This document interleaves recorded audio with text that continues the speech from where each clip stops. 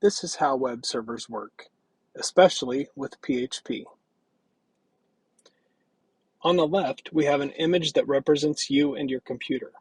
On the right, the big black thing represents a web server. What is a web server? Actually, it's just another computer sitting in a warehouse somewhere, always on and always connected to the internet.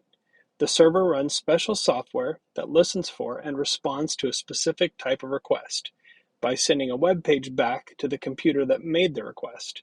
For example, let's say you open up the Chrome web browser on your computer and type in the following web address: www.bmosley.com/php/tips.html. When you type that in, your web browser breaks the website into two pieces. We'll call them the domain name and the path.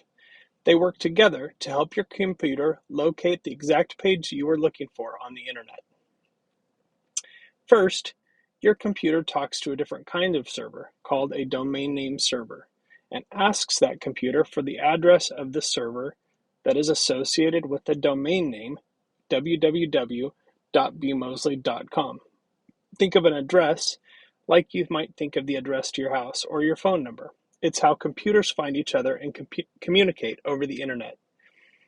Each IP address is made up of 4 numbers, where each number is between 0 and 255. The numbers are separated by periods. Using the IP address, your computer sends what's called an HTTP request to the correct server and gives the server the rest of the web address referred to as the path. This path tells the server the location of the file the client computer is looking for. In this case, the path is the tips.html file within the folder called PHP. If the server finds the file, it sends it back to the requesting computer, where the web browser uses the HTML code to draw the web page on your screen. And that is a simple explanation of how web servers work.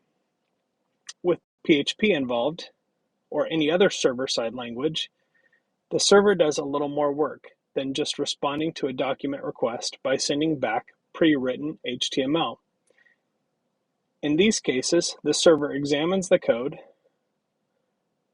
and actually sends portions of the code written in PHP to another program running on the server. This PHP processor runs that code and returns the result to the server, where it is recombined with the HTML document, and when all of the code has finished running, the HTML is sent back to the client, where the web browser uses the code to display a web page.